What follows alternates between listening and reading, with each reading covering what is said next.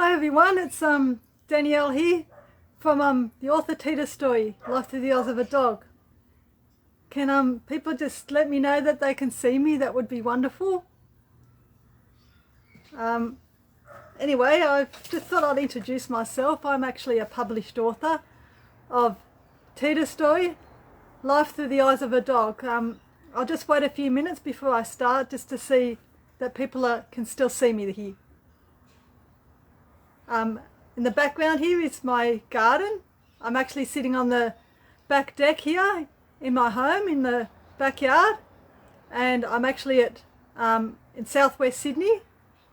We're actually in lockdown right now, so I hope everything's okay. So hang on. Hi Corrie, how are you? Welcome. This is my first Facebook Live, so bear with me just to let you know. So I've never done a Facebook Live before today, so if there's something that you need to, you can't see me or you can't hear me, just put it in the comments, please.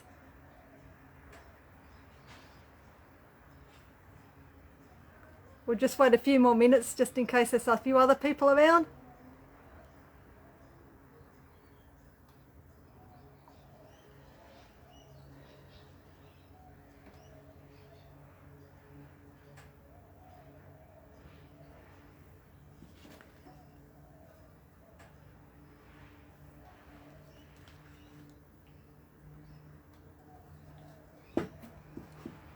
Oh, I'm over lockdown too. I had to say it, but I'm locked down.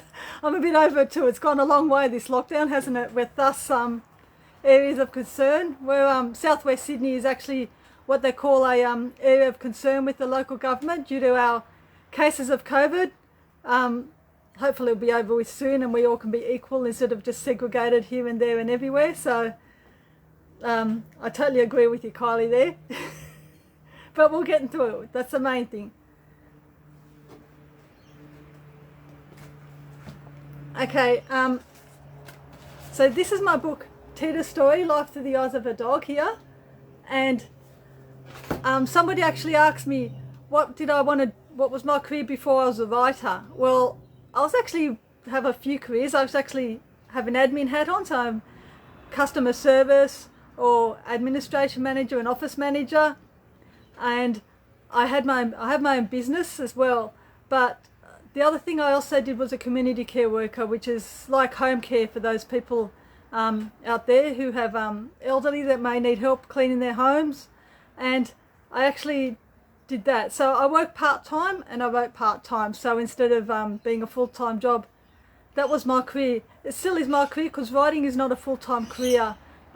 It's not something that you earn money from on a full-time level. Maybe people like the Shane Warnes of the world may do that. However, with writing a book, you actually only earn 10% of the selling price. So if a book, say, sells $20 out in the bookstore, an author only gets 10% of that, which is $2. So it's not one that you actually make a career out of. And it's not just with me, that's with all authors. So they only get a small cut of the price of the retail books outside in the bookstores or online. So that's why you need to have another career besides writing to earn some money and get some income in the door. Yeah, it's not a lot of money, but it's so I don't know how to do that. Make comments full screen. I'm not sure how to do that. I'm learning. So if someone can tell me. Yes, so it is very surprising.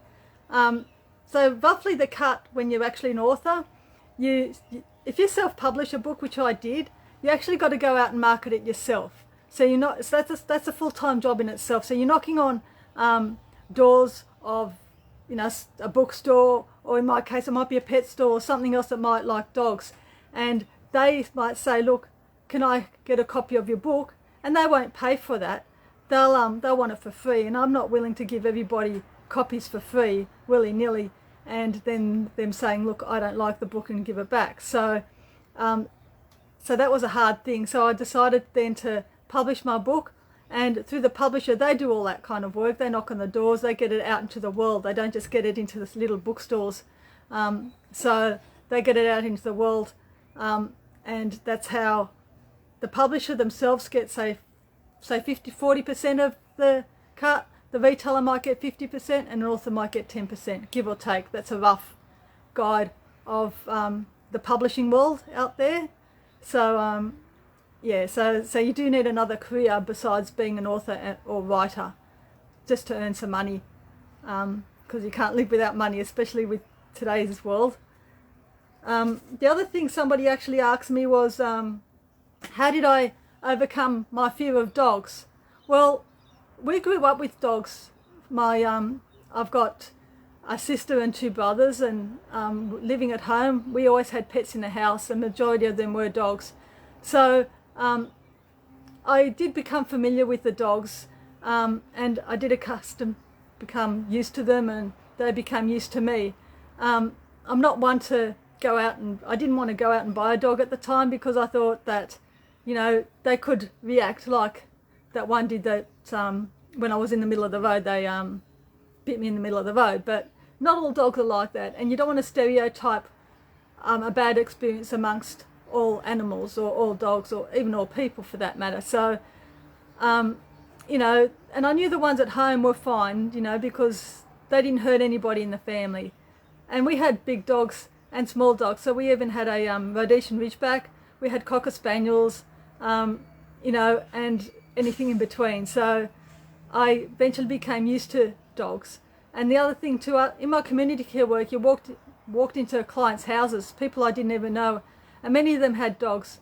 I actually worked for a lady who was visually impaired, and she had a Labrador as her guide dog. And I had another person where she had a German Shepherd, and the German Shepherd was meant to bark at people as they walk in the door. Well, this German Shepherd just sat there, and I thought, well, they're safe, they must like my energy. So, hi Sam. So anyway, I just thought that's how I overcome it.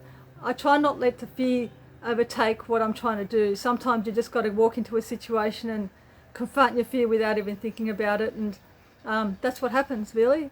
And then Tita came along, and I didn't think I could have a dog until I met Tita, because I was working full time, I was working long hours, and I thought, well, I didn't want to neglect that dog that I had. And when Tita came, she just made herself at home, did her own thing, and you know, she got food and got water and got a lot of TLC and love, and we just adapted to each other. So that's how she came into my life. My house was broken into, and 4 days later Tita came along, because her friend was actually giving Tita away. She didn't want to have a dog anymore. She wasn't able to look after Tita due to circumstance, personal situation. So she gave Tita to me, and that's how I got Tita. And Tita was age 6 years old at that time. So that's the story of Tita.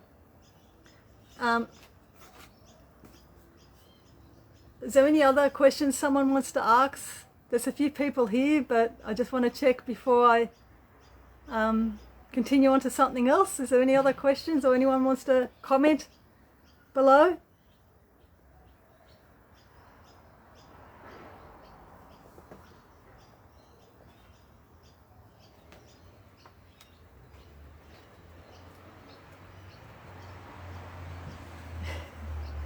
We sure did.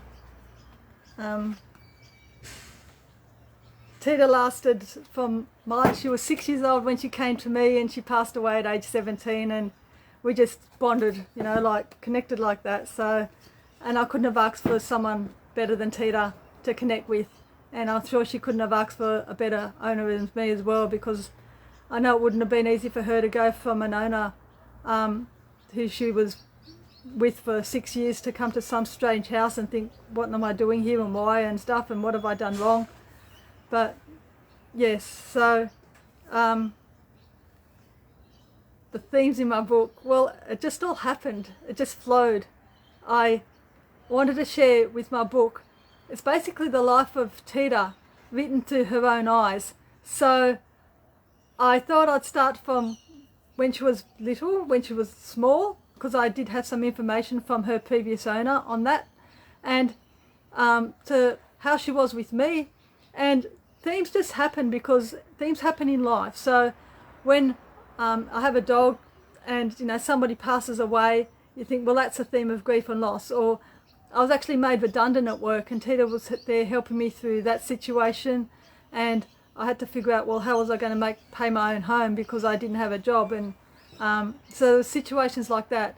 Our best friend Gary, who is George in the book, passed away, so there was themes in that. And George, Tita and I were like the Three Musketeers, because he used to come and visit all the time, and he helped me with Tita as well. So because I didn't have a car at the time, so we actually had to use his car to take Tita to the vet and just do things together. So I didn't know what to do, and Tita hurt her paw, and I was like, well, what happens? Is she limping? Is it me? And no, she was limping, and she had to go to the vet, and at the end of the day, it was a thorn in her paw that actually caused that. But there was little idiosyncrasies as well that Tita had that you learn from a dog.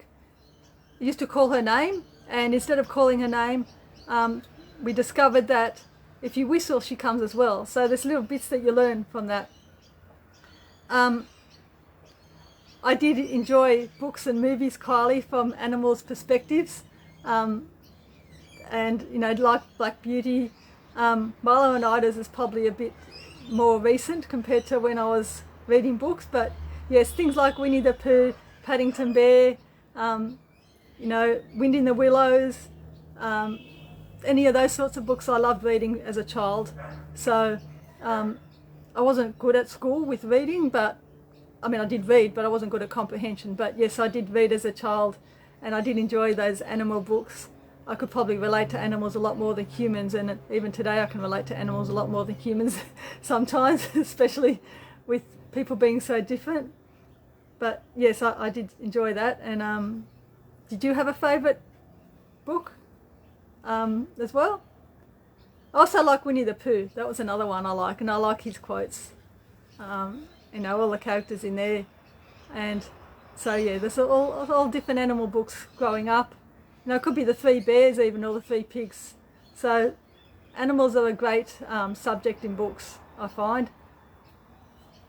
On that subject, I'll actually read you a little bit of Tita's story, just to give you some insight. Tita, let's play ball. Go and get your new ball, Tita. Where's the ball? Where's the ball, Tita? With all the other toys and balls nowhere to be seen on the grass, I know exactly which ball George wants to play with. George wants to play with my new pink ball, the one he gave me for Christmas. I stand looking blankly at him. Tita, where's the ball? Mum watches from inside. I can see her standing at the kitchen sink. She must be making George a cup of coffee. She comes outside, puts George's cup of coffee on the table. Do you know where Tita's ball is? Has she chewed it up already? George asks his mother, with some annoyance in his voice. Not that I am aware of, Mother responds. Tita, what have you done with your new ball? You couldn't have destroyed it already. George and Mother wander around, looking in the garden beds, searching down the side of the house. They even put their heads underneath the house, rummaging everywhere before eventually giving in, resigned to the fact that the pink ball is lost forever. We have searched everywhere and can't find the ball, Tita. Play with this one instead. I'll have to get you another one, George says, sitting on the bench out on the back deck. Not long afterwards, I appear from underneath the house, holding on to my Christmas present. There is no way I am going to lose such a special toy, one given with so much love. The expressions on their face say it all. George and Mother were in total awe. I was playing another version of hide and seek, dog style.